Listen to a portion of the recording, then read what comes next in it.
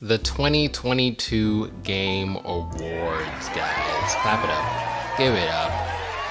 I personally did not watch the Game Awards, actually, ironically. I do not watch award shows. I can't be bothered to sit through the monstrosities that happen up on there, and clearly that has not changed for the Game Awards. You know, real quick, I want to thank everybody and say that I think I want to nominate this award to my Reformed Orthodox Rabbi, Bill Clinton. Thank you, everybody. I heard that kid got arrested, and then I also heard he was on a podcast. I don't know, I've heard a lot about this kid. How did he get up on stage so easily? Who just let him walk up on there? There should just be security at the stage, guys. Anyways, I don't watch these things specifically because one stupid thing is going to happen every year at these award shows, and I truly don't care enough to watch it. I'll watch the highlights. I'm the highlight reel kind of guy. But nevertheless, today I do want to react to the awards actually given out. I know that Elden Ring won Game of the Year. Amazing game. I'm actually so surprised that God of War didn't win. I know that in the last video I speculated that God of War was gonna win, and just because they were just winning everything. I mean, everybody liked that game. Everybody was talking about that game. And sure, everybody was talking about Elden Ring, but Elden Ring is one of those games that it's so hard. It's such a difficult game. Every From Software game is so hard that people give up a quarter of the way through. They play the first boss and then they're like, I'm not gonna play anymore. And then they miss everything that actually makes it a Game of the Year release. Nevertheless, let's go down the list. This is an unscripted video, if you couldn't tell. Whoa, unscripted video, that's so rare for my channel. That's so rare. Okay, so Best Narrative goes to God of War. Elden Ring is not going to win Best Narrative for obvious reasons. If you've played the game, you'd understand. Best Art Direction given to Elden Ring. I agree with this one for the most part. I don't know, it could have went to anybody. I would have wanted Stray to win one of the big ones, I'm not gonna lie. Stray, I'm a big Annapurna guy. I mentioned their studio in a past video. I'm forgetting when I bring these things up. Stray was definitely a game that I wanted to win something, so hopefully it wins something here. Best Score in Music, God of War. That one I would have probably given to Elden Ring. I can't remember any tracks from God of War. I remember the tracks fitting the narrative flow, I just don't remember. I can't think of a track that stuck out, but Elden Ring, whew, if I think right now, the Elden Beast fight song is amazing. I'd play it if I didn't think I was gonna immediately get copyright strike. Best Audio Design, God of War, sure. Best Performance, Christopher Judge, God of War. That one makes sense. That one I understand. I mean, you're not ever going to get a better Kratos than this guy. I mean, he really went all out on Kratos. And that voice is something that, I don't know, when you hear it, it sends you immediately into the world that they're trying to make. So definitely agree with this one. Games for Impact. As Dusk Falls is a good choice for this. Kind of a game that came and went, in my opinion. I admired the narrative flow that it had. I admired the art style that it had. I would have loved to see it go to Hindsight or Memoir Blue. Of course, again, big Annapurna Studios fan right here, you guys know. But As Dusk Falls, I think deserves it. Best Ongoing Game was given to Final Fantasy.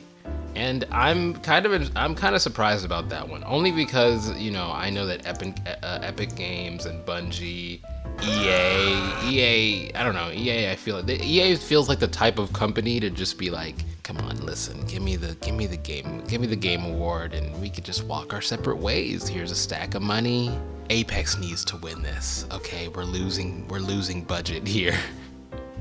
We need more players here, but I would have rather liked to see it go to Final Fantasy than any of these other games, to be honest. I'm not a fan of Destiny. I'm so glad Destiny didn't win.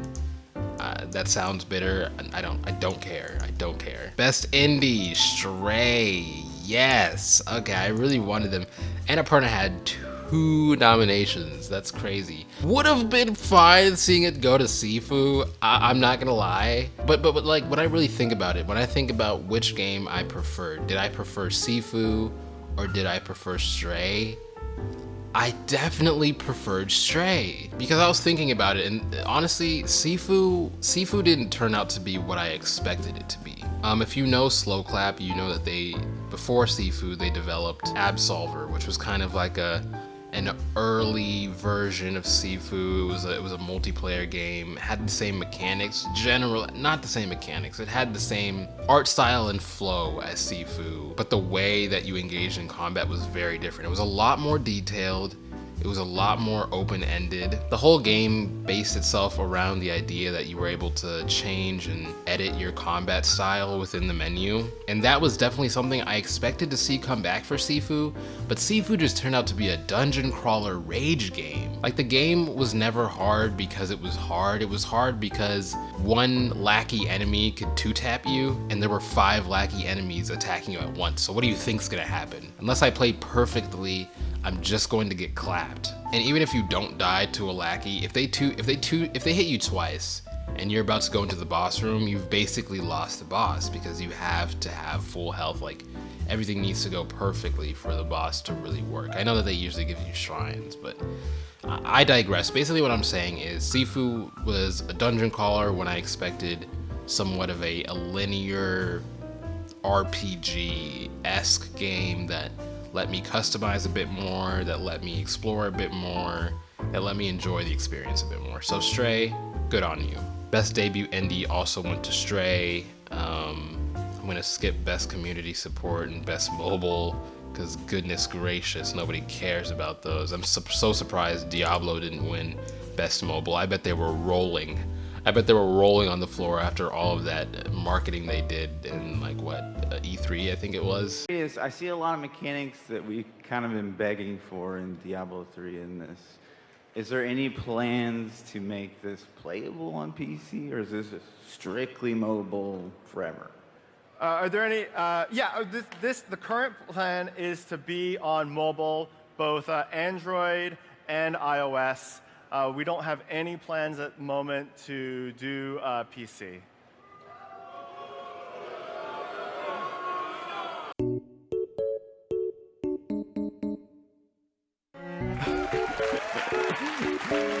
He just disabled a moving truck with a grenade while jumping off a horse.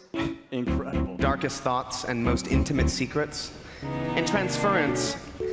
With transference, we're bringing a first-person exploration game into a chilling new dimension. World chaos in all of Avalanche Studios games.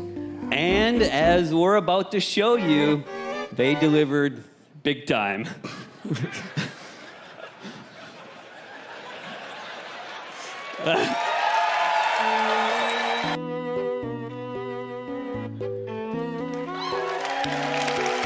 Cheers, Sean. Man-eater looking tasty there, and I can't believe they named a game after my favourite weekend activity. Indies are at the heart of PC gaming, and next up is a brand new publisher revealing 3 games for the very first time, releasing one of them, Behave Yourselves audience, today. So let's take a look.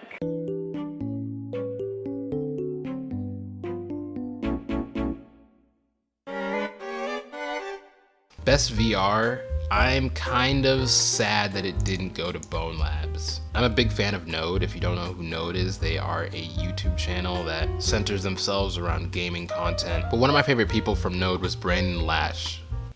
Brandon Lash. He branched off and started making games under Stress Level Zero. That is his company. One of my favorite horror games was Duck Season. I know that it may not seem like a horror game when you first look at it, and that's what I love about it, is when you look at it from an outside perspective, it's like, what's happening here? You're shooting ducks and your mom bought you a game? What is happening here? But as the night progresses, things get very crazy, and I can't explain it. Just play the game. If you have VR, play the game. It's worth it. Stress Level Zero is definitely, you know, somebody I wanted to see walk away with this, especially since Bone Lab is such a great game. It's like the modern day Gmod, if I had to put it into perspective. Best action, Bayonetta 3.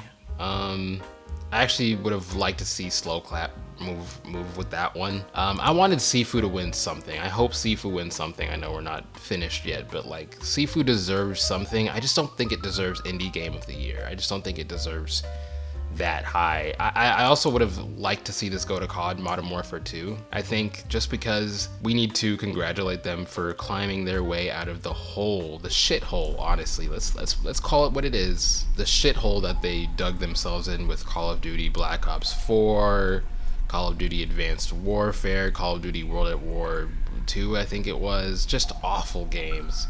And to see them come back and say, hey, let's bring it back to our roots. Let's make a shooter game that is just a shooter game. No flying around, no exosuits. Best action adventure, God of War, not surprised. Best role-playing, Elden Ring, again, not surprised. I would have hated to see any of these other ones win. Especially Pokemon. I don't like Pokemon. Best fighting, Multiverses. If you watched my past video, you know how I feel about CyberConnect 2. They are the best anime fighter game creators ever, and they deserve all of the praise. So I would have given this to JoJo's Bizarre Adventure All-Star. And if you play the game, it's actually really good. I haven't played the game myself. Ironically, I know, crazy. I haven't played a CyberConnect 2 game. I'm planning on getting it, but I'm going to get it eventually. And on that note too, I'm not a fan of Multiverses. I think that it is a B grade, an F grade Super Smash Brothers, and it is an offense to Super Smash Brothers at that. The fact that Super Smash Brothers is even put on this game's level, I could spit on the floor in my room right now. Just that's how angry I am. I would have rather gone to Sifu. I would have rather go to JoJo's. Would have rather gone to DNF Duel. Best family goes to Kirby and the Forgotten Lands. That's wrong. Would have rather given it to Lego Star Wars. They came back and showed the Lego genre what Lego should look like. I played a good chunk of that game, and it was like they took our childhood Lego games and made them better. They really tried with this. It wasn't just a throwaway cash grab like the Harry Potter Lego games. Those sucked. Those sucked. Like, they were so bad, I can't even remember what happened in those. I just know that they were bad. Best sim/strategy. What? Mario won that one? That's strange. I could have sworn it would have gotten the Total War or like Dune. I'm not a fan of sim or strategy games as much, but Mario kind of feels weird. Best sports/racing. I don't know why they're specifying racing aside from sports. I think racing is a sport. I would have given this to NBA 2K just because I've been playing a lot of that. 2K really put their asses into the career mode this time around. They really said, how can we level it up? And that's why I'm enjoying, seeing from them. FIFA, on the contrary, does not care. They don't care about that. They don't care about the career mode. They don't care about optimization. They don't care about anything. They don't care. They don't care.